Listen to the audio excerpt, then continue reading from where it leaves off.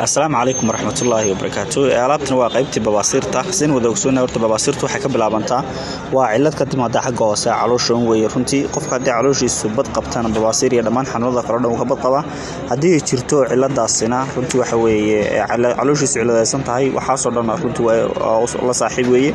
markaasin wada ogsoonahay babaasirtu qofka laba meelood ka qabata waa in ma inay jirto xagga hoose calooshiisa ay cilad jirto ima inuu duburta fin ka soo baxay labada midkood weeye labadana way israaci karaan midkoodna way isku arki karaa qofku marka sida caadiga waxa loo isticmaalaa saddexdan shay ayaa loo isticmaalaa babaasirta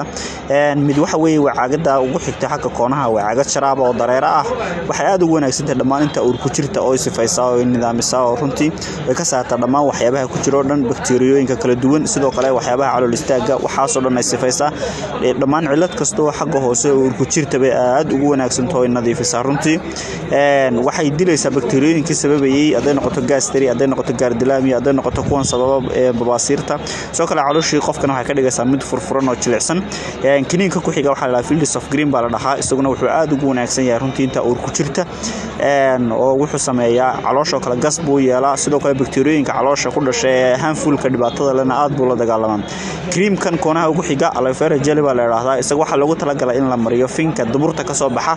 qofka oo waxa jirta qofku marka xagga hoose babaasirtu xanuunayso duburtana fin baa ka soo baxa marka finkaas la mariyo finka qofku 7 cisho haduu mariyo creamkan saas uu ku deynaya insha Allah marka waxa la qaadanayaa alaabtan laba waqti subaxii habeenkii waa la qaadanayaa caagada 6 fur buu ka cabayaa subaxii habeenkii cunadana bar buu ka horeysiinayaa kiniinkana soo kale cunada kadib buu hal xabo qaadanaya habeenkii iyo hal xabo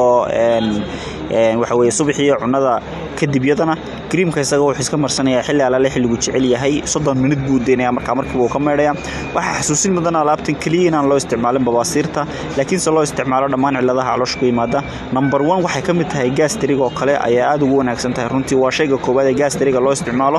way sidoo kale insha Allah marka dhamaantiin baad boo salaamantiin